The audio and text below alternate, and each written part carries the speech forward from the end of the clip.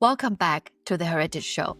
In this second part of my two-part conversation with Dr. Dina Glouberman, we continue to explore the powerful themes of self-love, burnout recovery, and the importance of living authentically. If you missed part one, Dina is a world-renowned psychotherapist and the creator of Image Work, a transformative approach to therapy and personal growth. Her book, The Joy of Burnout, was a pivotal guide for me during my own burnout recovery, and her work continued to inspire me as I integrate those teachings into my coaching practice. In today's episode, we dive deeper into how to navigate life changes with mindfulness, self-compassion, and creativity.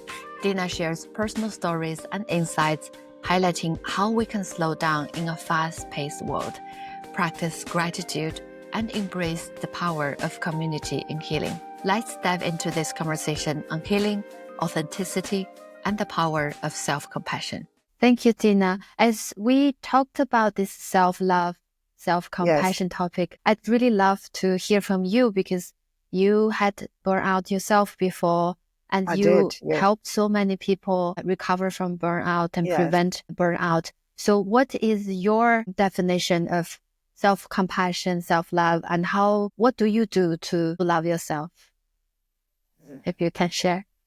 Yes, quite interesting, because of course you do many things, but I think, as you said, probably the most important thing is that my priority has changed. As you say, that I am on a path of joy, that I don't want to waste my life achieving things if I'm not there. Right. That somehow my priority is that I listen to myself. Many years ago, I went to a psychic who said to me something very simple. She said, you can do whatever you want, but that's the point, what you want. She said, do what you want to do and not what you don't want to do. And at that time, I thought that was completely ridiculous and impossible. You had to do what you had to do. You had to do what you should do. You had to do all the things that, But I think that is kind of my mantra now, is that I listen to see what I truly want. And I don't do what I don't want to do. Yeah. Unless, again, it's absolutely necessary. And if it's necessary, I want to do it because it's necessary. And I think that I'm sort of feeling that if I'm not in touch with my joy, then I'm kind of wasting my time. And the creativity is very important to me, but the joy probably is even more important. And so if I probably need to be creative in order to have my joy, but it's not. But being creative without joy, I don't want that anymore. And I'm not sorry I lived the way I lived in a way, although I sometimes thought, when I look back at the person I was when I was 20 or something, what would I say? And I would say, slow down, because I was in such a hurry. I was in such a hurry to do everything, to get it all done, to have a life, and now I think, take your time, find out what's important, enjoy it. Slow down. I love it. And it's so opposite as kind of our daily busy life mindset. And maybe a practical question on this is, so many of us have many responsibility in life, like work, partner, kids, yourself, parents. How do we slow down if there's so many responsibility pressures around us, so many to-dos, tasks, projects? Well, what comes to mind is something. Do you know who Thich Nhat Hanh is? The Vietnamese. Yes, the meditation Vietnamese teacher. Buddhist. Yes, he's very famous. So, I was in his ashram and in Plum Village. He's died now. Wonderful man.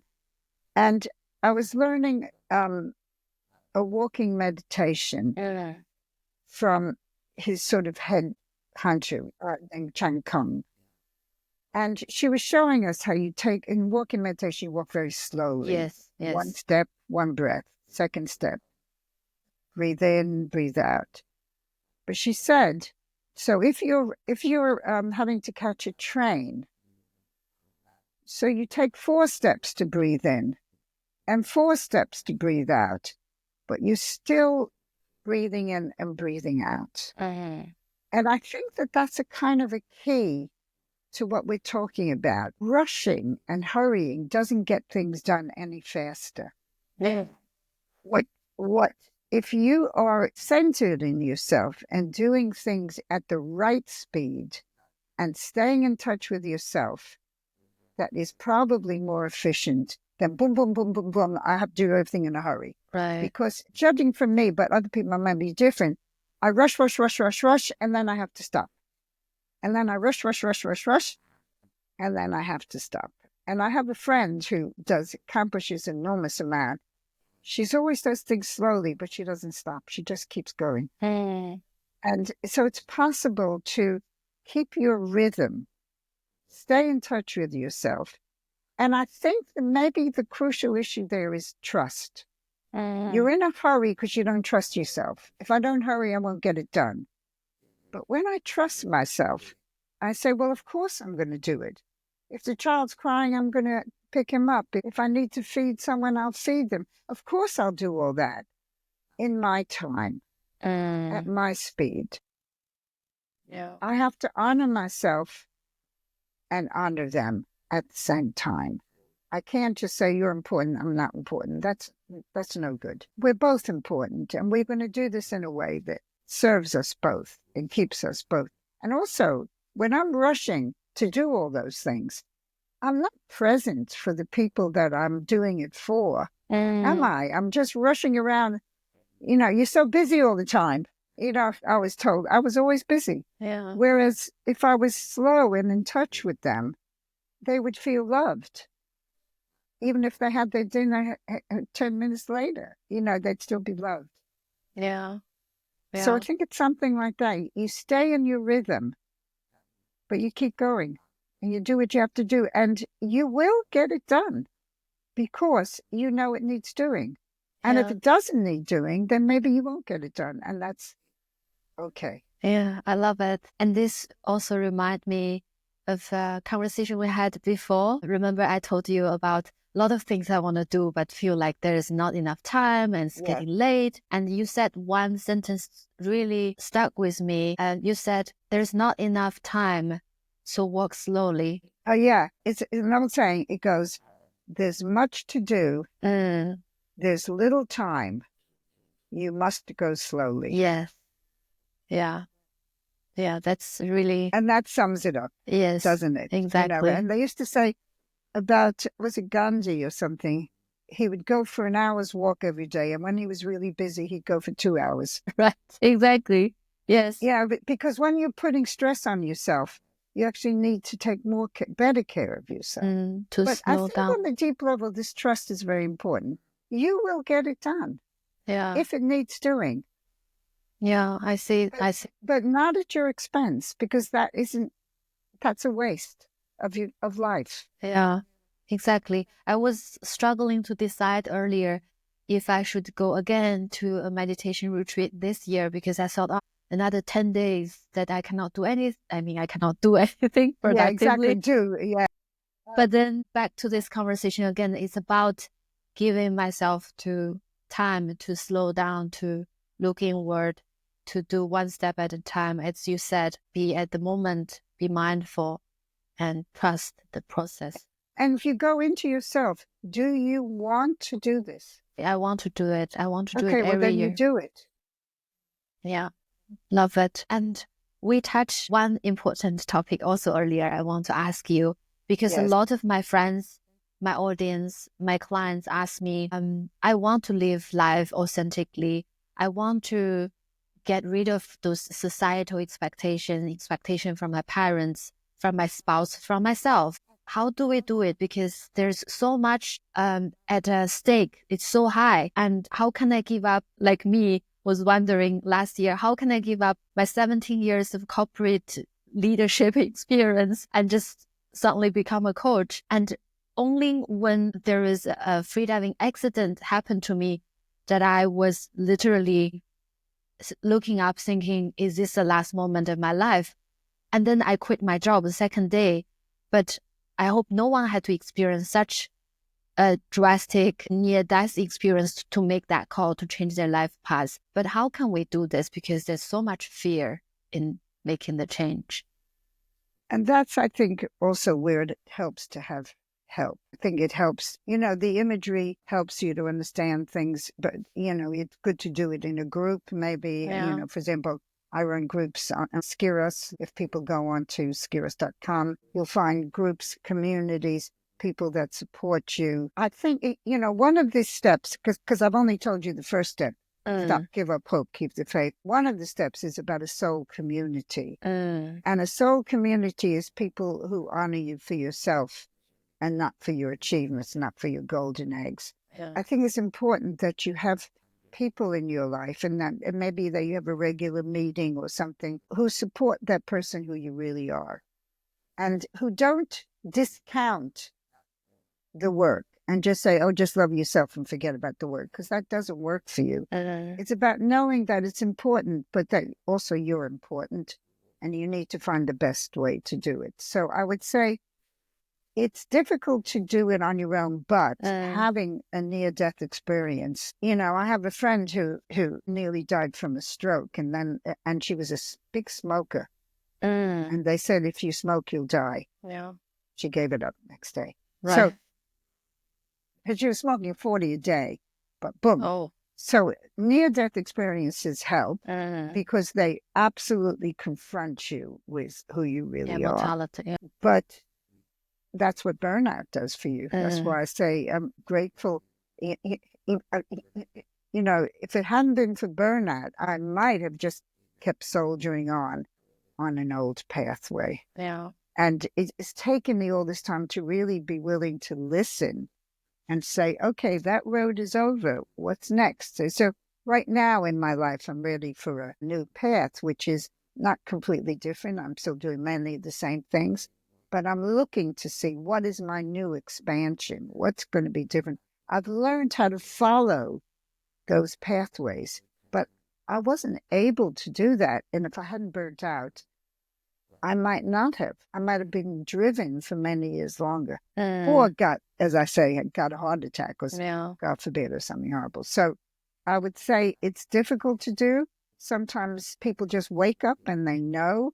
Sometimes they have, as you say, a near-death experience, but it does help to have a soul community, people who really support you to be who you are. And that's where a therapist, a coach, a counselor is also very helpful, because they can remind you who you are, and that who you are is not what you do. Who you are is that being of light who creates all the things you do. Yeah, love that. I agree. I think the community is so essential to give you space to fully be yourself and to be seen and to be accepted, not because of your work, but just because you are as a being. And just to add to this, Ling, which I think is important, is that the soul community, many people felt that people loved them for their golden eggs and so on. But when they went to those people, they sometimes discovered that these people were willing and happy to be their soul community. That really, if you decide what you decide, that they will be with you.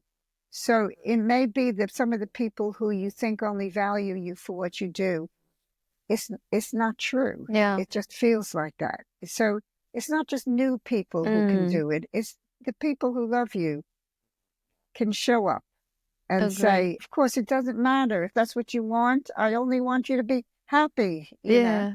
I love that. It reminds me also another time when I was preparing a freediving competition, and I was sitting on the boat really frustrated because I didn't go as deep as I planned. The training was really bad. And I just looked at my instructor and Sergio. I said, what if I cannot dive to 50 meters this time? And he was just laughing. And he said, Ling, we love you regardless how deep you dive. It's not about the depths. We just love you, here. How beautiful. Yeah. Just enjoy the water. I think that really changed Enjoy everything. the water. Yes. That's what he said. I think when we think about those two futures, the difference is exactly at that moment. The negative future is, what happens if I can't dive 50 meters or whatever it was? Yeah. And the positive future is, we love you, just enjoy the water. Yes. I think that probably sums up the answer to burnout and to a lot of other things too. Yeah. Totally. Thank you, Dina. There's another one that you asked about, which is an exercise that's called the boat. Yes. And that is about give up hope and keep the faith, which is, just very briefly, I'm not going to take people through it. Yeah. You stand on the boat of your life. This is an image. And you write on it the 5 most important people and things in your life. And you tell each of them why they're important. So it could be family, it could be work, it could be whatever. You tell each of them why you can't live without them. So you have the 5 most important things or people on your boat. And then once you've done that, you say to each of them, I love you, but I have to let you go. And you put them over the side of the boat, or you throw them over, or whatever you want to do. And they can all swim, so you're not drowning them. Good news. But they're all going. And then you stand in the center of the boat with none of them. And then you find out who you are. And that's give up hope and keep the faith. All the things you thought were necessary for life, you've got rid of. And you're still okay. Yeah. And then you have a choice to invite back or to invite who you want back. But the conditions are different. And the conditions are, I put myself at the center of the boat. And I remember I was doing this exercise with someone. And I said, where are you? She said, I'm in the center of the boat. And then she gets her husband on. She moves a little bit back. He needs a nice place. And then she gets her sister on. And then she moves a little further back. She needs a nice place. And then back to the beginning. Yeah. Yeah, I know what you mean. That exercise is one of the people's favorite exercises. Yeah, I agree. It's so powerful when you realize that I have to stop thinking, and that's the burnout thing. It's that you believe that that's more important than life itself. Yeah. Boundaries, there's so much is written about boundaries. Let's put it very simply. Well, I'm going to give you an image, which I find helps me. I open my heart, close the gate. Yeah. I open my heart, but I have a space around me which is protected. And that's my image. Really, when we say boundaries, what we're really saying, can I say no? Yeah. And I think that the boundary question is a sort of superficial way to describe what we're really doing, is saying, I honor myself. I'll do what I want to do. I'll say yes when I want to say yes. And I'll say no when I want to say no. And I'll find out what happens. I think that's very important, is that those of us that have trouble with boundaries, we never found out what would happen if we said no. Because But we're scared. Enough, other people survive and they don't hate us, or they leave our lives and we're better off without them, because the people that won't let us have boundaries can be quite dangerous to ourselves. And also people rely on you to say no because, I'll ask you to do something.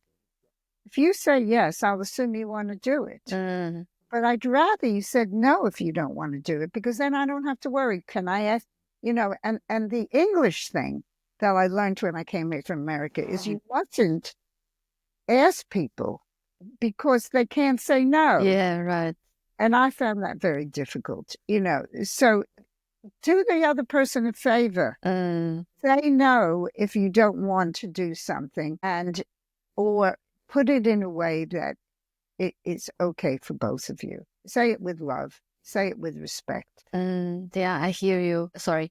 First, back to the topic about the lifeboat image that I worked with a few clients on this as well. Exactly as you said, they love it. Wow. It's one of their favorite It's one of their favorite exercises. Yes. And they go back, work also with their spouse, with their friend. Because really? They found it such life-changing and a really wake-up call for them to realize, oh my God, I have been just squeezed myself in the corner and everything else on the boat is not about me. So I think they love it. And this is definitely a life-changing exercise. I think I can definitely leave the link of the exercise and the book. Yes, that's good. I created that exercise one day when I was going to run a course. And I said, how am I going to get to the center of my life? And I had a picture of a circle. Later it became a boat. Yeah. And I put myself, so I had to work it out because I could see that I was in the far corner to the left. Right. Yeah. So in a way, all these exercises came up because I needed them. And I want to say this to people because it's so important for people to know you are not alone. We all live in this society. We are all struggling with these things. And if you're burnt out, can promise you that you've had some of the same things that we've all had. So don't feel alone. Yeah.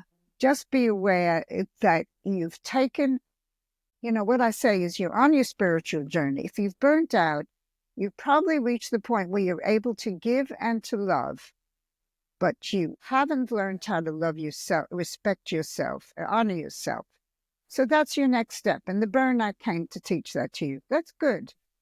Be grateful for the teachers that you have. And the burnout is your teacher. Yeah, absolutely. You said be grateful. This is such a key word for me in the last few years. Yes.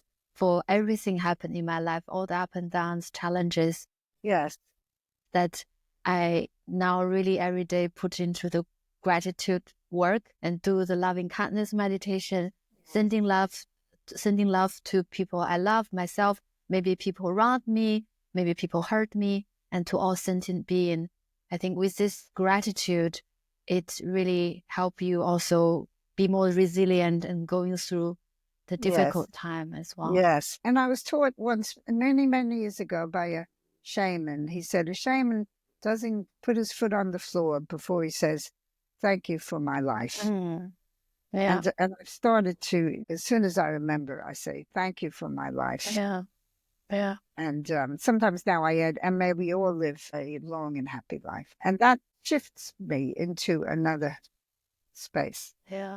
Just thank you for my life reminds me. Yeah. I've got a meditation which I teach people. And one of the things is, thank you for the day just because I have a day. Yeah, I love that. Yeah. Such a reminder. Yeah. For us to be grateful even for this moment, to be grateful to be alive. And thank you for being here, Dina.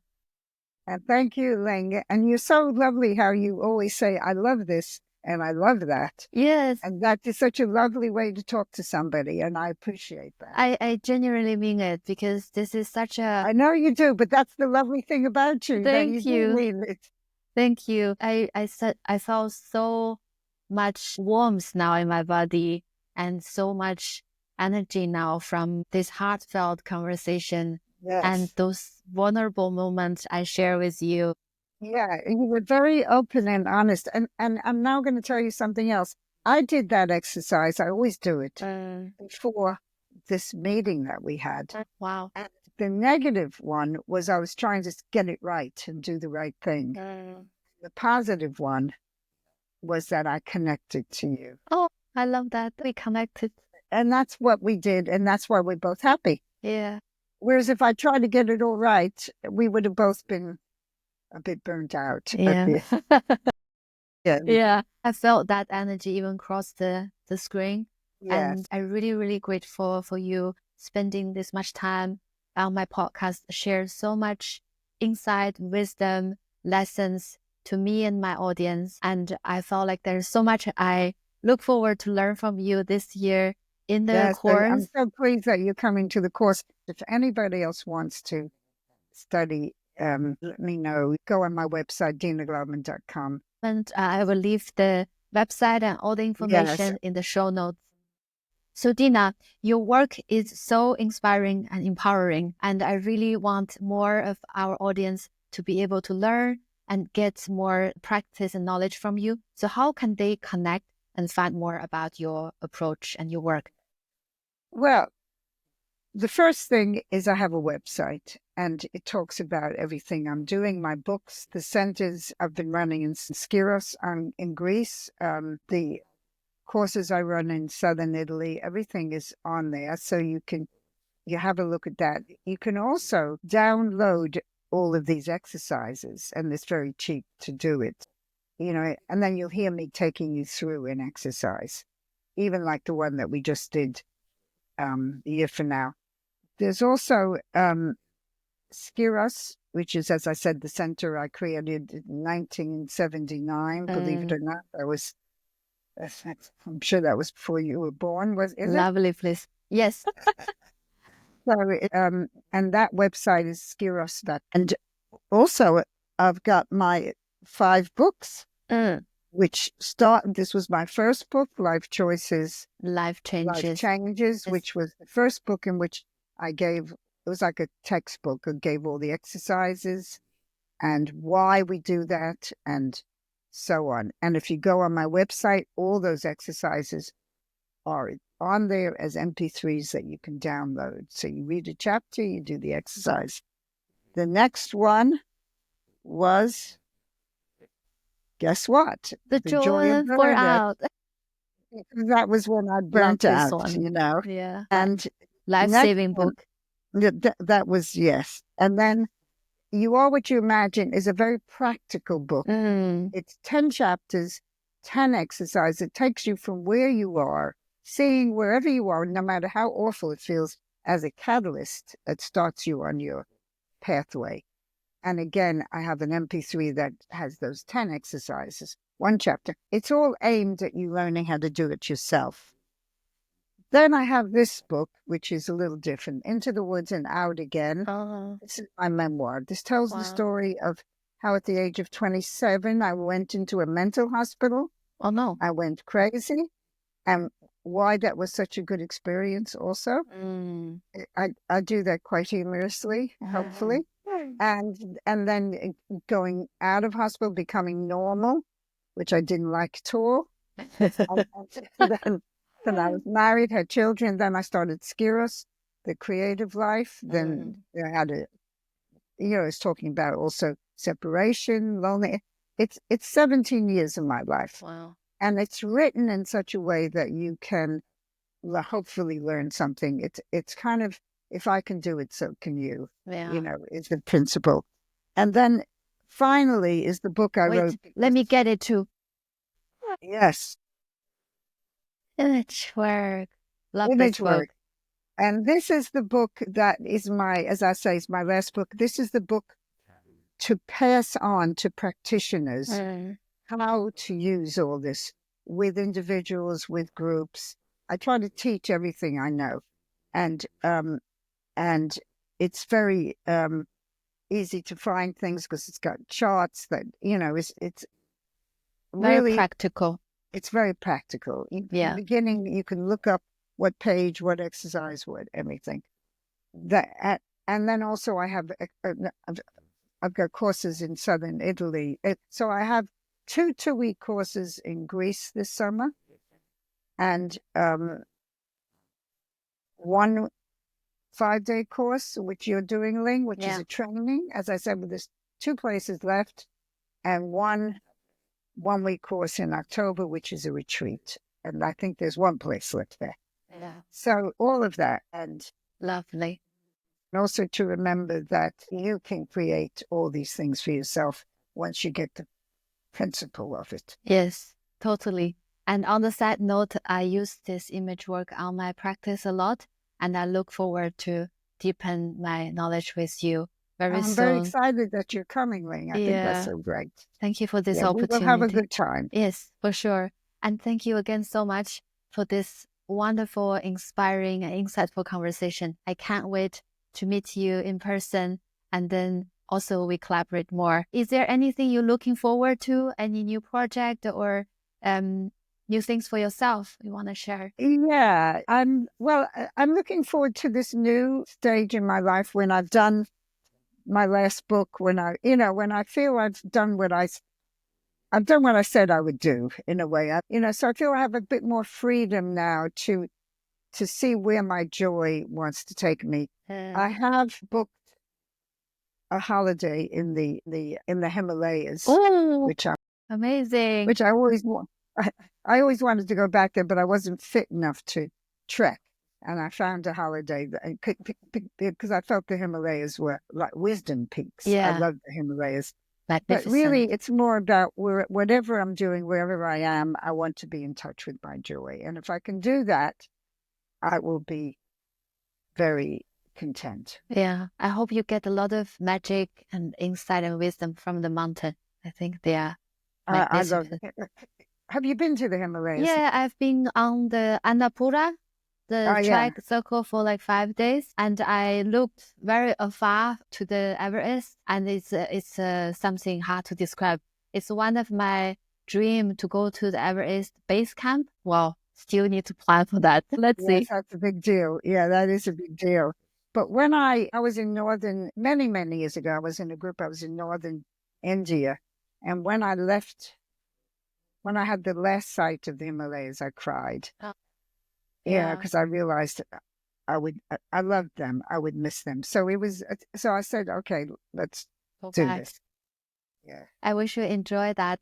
And yeah, thank you so much, Dina. Thank you, and lots of love. Yes, have a great day. Thank you so much for joining us for the second part of my conversation with Dr. Dina Glouberman. We've explored the deep transformative power of self-love, mindfulness, and community in burnout recovery and personal growth. If you're at the verge of burnout, don't hesitate to reach out.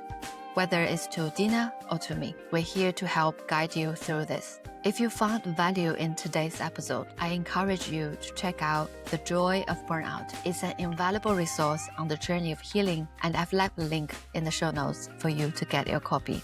I'd love to hear your thoughts on today's episode. What resonated with you the most? Feel free to reach out on social media or leave a review and share how you're embracing the journey of self-compassion. Take care of yourself. Until next time.